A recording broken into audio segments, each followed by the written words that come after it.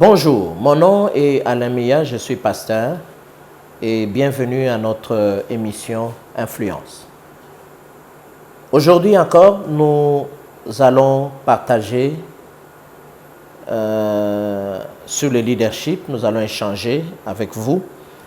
Depuis un temps, nous enseignons une série d'enseignements que nous avons intitulé « Les bases du leadership ». La dernière fois, nous avons essayé de définir le leader et aujourd'hui, je voudrais juste parler sur la conception erronée du leadership. Nous avions déjà défini c'est quoi le leadership, nous avons défini le leader et aujourd'hui nous voulons parler sur la conception erronée du leadership. Pourquoi nous voulons parler un peu sur la conception erronée du leadership? Parce que il a été constaté que pendant longtemps, on a considéré que les leaders étaient un homme qui était mis à part, c'était un homme spécial, c'était un homme particulier et qu'il était tout simplement à cause de ses qualités naturelles, à cause de ses qualités innées, à cause des qualités personnelles très exceptionnelles. Donc, c'est comme qui dirait un leader où le leadership était quelque chose d'inné. Ce n'était pas quelque chose qu'on pouvait acquérir, qu'on pouvait développer. Non, on considérait les leaders ou le leadership comme étant une qualité, comme étant quelque chose d'inné. Or, cette conception a fait que, excusez-moi, qu'on considère que d'un côté, on avait des gens qui naissaient comme des leaders avec des qualités exceptionnelles, avec des qualités innées, et d'un autre côté, on avait des gens qui étaient nés rien que pour suivre, rien que pour être dirigés. Donc, ce qui fait que nous avons une race de leaders et nous avons une race de subalternes, des gens qui sont nés rien que pour subir, pour obéir, pour exécuter.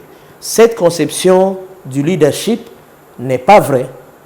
Pourquoi est-ce que nous disons que cette conception du leadership n'est pas totalement vraie? Certes, il y a des gens qui naissent avec des capacités exceptionnelles pour être des dirigeants, pour être des leaders, mais nous ne pouvons pas dire que nous avons d'un côté des gens qui naissent comme des leaders et nous avons d'un autre côté des gens qui naissent comme pour être dirigés, des gens qui naissent pour être des subalternes, des gens qui ne font que obéir, des gens qui ne font que exécuter. Non. Pourquoi est-ce que nous disons cela? Parce que vous verrez que d'une manière générale, ou très souvent, vous verrez que celui qui est leader dans une organisation est souvent disciple dans une autre organisation. Vous voyez que on est leader dans une organisation bien donnée parce qu'on a des qualités bien données, mais lorsque vous allez dans une organisation, vous allez adhérer dans une autre organisation, vous verrez que là-bas aussi, vous allez trouver quelqu'un d'autre qui est leader. C'est ainsi que vous avez des fois, par exemple, des gens, il peut être manager dans son entreprise, mais quand il vient à l'église, il n'est pas nécessairement manager, parce que dans le domaine de l'église, vous allez trouver, il va trouver quelqu'un d'autre aussi qui a des qualités, qui a des capacités exceptionnelles, qui fait que dans ce domaine-là, lui, il est leader, mais lui qui venait, ou lui qui est manager dans son entreprise, lorsqu'il arrive par exemple à l'église, il est obligé d'être disciple parce que là, il n'a pas développé ou il n'a pas de capacités bien données pour devenir un leader. C'est pour ça qu'on dit que cette assertion qui dit ou qui prétend, ou cette conception qui prétend qu'il y a des gens qui sont nés ou qui naissent des leaders et d'autres qui naissent des subalternes n'est pas totalement vrai. Certains, vous verrez, en dehors de ceux qui naissent comme des leaders, vous verrez que certains leaders sont leaders dans un seul domaine. Tandis que les plus talentueux sont capables d'être leaders dans plusieurs domaines simultanément. Il y a d'autres personnes, il ne peut être que leader dans un domaine bien donné. Lorsqu'il n'est pas dans ce domaine-là, il ne peut pas être leader. Vous l'enlevez dans ce domaine-là, vous l'amenez ailleurs, il devient disciple. Mais vous avez d'autres personnes qui ont des capacités d'être leader, non seulement dans un seul domaine, mais il y a des gens qui ont des capacités d'être des leaders dans plusieurs domaines simultanément. Vous allez trouver, il est leader dans une entreprise. Vous allez voir, lorsqu'il vient à l'église, il est leader. Lorsqu'il va, par exemple, dans une équipe de football, vous allez trouver, lorsqu'ils font une équipe de football, vous allez trouver que là aussi, il devient encore leader. Lorsqu'il va dans une mutualité, vous trouvez encore, il est leader. Lorsqu'il va dans une association telle des anciens de telle école, vous le trouvez encore là, il est leader. Donc, il y a des gens aussi, au lieu d'être, qui ont des capacités d'être leaders dans plusieurs domaines de façon simultanée. En dehors de cette catégorie-là, vous trouvez qu'il y a des gens qui sont des leaders temporaires. C'est-à-dire, il n'est pas leader de façon permanente. Mais vous trouvez que c'est un leader qui est leader simplement de façon temporaire. Et souvent, ce sont des gens qui deviennent leaders par élection. C'est-à-dire, n'eût été l'élection, cette personne ne pouvait pas se retrouver dans une position de leader. Et cela veut dire que lorsque tu as été élu, et souvent c'est pour un mandat bien donné, et vous verrez que lorsque le mandat se termine, si cette personne n'est pas élue, cette personne ne peut pas se retrouver dans une position de leader. Donc il y a des gens qui deviennent leaders par élection, et cela c'est ce qu'on appelle un leadership temporaire. Il y a des gens qui sont des leaders temporaires. Mais nous avons d'autres aussi qui sont des leaders permanents. Et cela par vocation et par éminence personnelle. Donc, vous avez des gens par vocation et à cause de leur personnalité qui sont des leaders permanents. Ça veut dire que c'est des gens qui ne fournissent aucun effort. C'est de par son appel,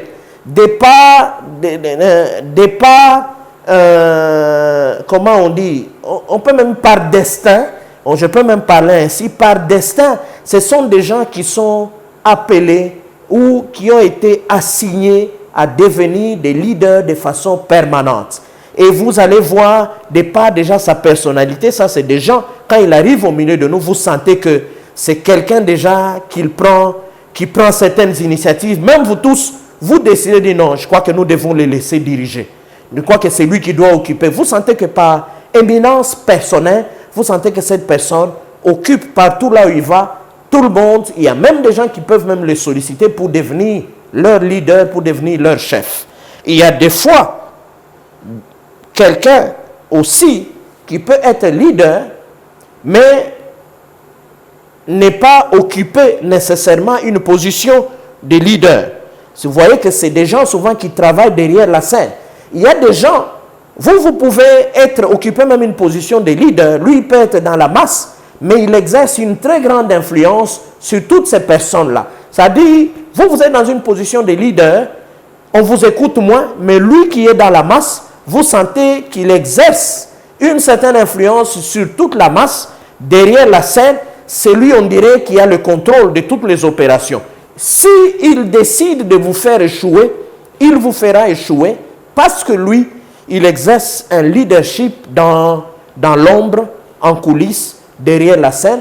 Peut-être que les gens ne le voient pas, mais en réalité, c'est lui en coulisses qui tire les ficelles. Il y a des gens qui ont cette capacité-là. Il y a des gens qui sont leaders, malgré qu'ils n'occupent pas le devant de la scène, malgré qu'ils sont derrière la scène, qui sont dans l'ombre, mais c'est des personnes qui occupent une position qui fait qu'ils exercent une grande influence sur les autres. S'il donne un mot d'ordre, il peut susciter une grève, il peut susciter une révolution, il peut susciter une marche, tout comme il peut aussi donner un mot d'ordre quand les gens ne veulent pas travailler. Lui, il suffit qu'il parle, les gens vont travailler. J'ai déjà vu des gens, lorsqu'il y avait une grève dans certaines entreprises, il suffisait qu'on les convainque lui allait aussi convaincre les autres, et les gens ont confiance en lui, il exerce un certain leadership, tout en étant en coulisses, et c'est lui Il suffit qu'il donne un mot d'ordre, même si vous n'avez pas payé des gens, par le fait que lui a dit, commençons le travail et tout le monde va suivre. Et vous verrez que des fois dans les milieux des travailleurs, c'est ces gens-là des fois qui deviennent des syndicalistes et c'est eux qui savent fédérer toute la masse ouvrière pour qu'ils fassent ceci, qu'ils fassent cela, qu'ils fassent cela. Et d'une manière générale, quand vous occupez officiellement un poste de leader, de manager, vous devez tout faire pour avoir ces gens-là avec vous. Parce que si vous n'avez pas ces gens-là avec vous, vous allez échouer très brillamment, vous allez échouer avec distinction. C'est pour ça qu'il faut savoir distinguer tous ces aspects du leadership. C'est pour ça que nous disons qu'il y a une conception erronée du leadership de penser que nous avons d'un côté des gens qui sont nés pour diriger, de l'autre côté des gens qui sont nés pour être des subalternes exécutés. Ne vous en faites pas, parmi vos subalternes, il y a des gens qui peuvent avoir plus d'influence que vous. Il suffit qu'ils disent, qu'ils donnent un ordre et tout le monde va exécuter. Il suffit qu'ils disent quelque chose et tout le monde va suivre. Donc, si vous voulez réussir dans le projet, si vous voulez réussir durant votre mandat, vous avez besoin d'identifier ces genres de personnes, car il y a aussi des gens qui exercent de manière très efficace leur leadership tout en étant derrière la scène. Ce sont là les quelques paroles, les quelques pensées, quelques idées que nous avons eu à cœur de partager avec vous. Merci et à la prochaine.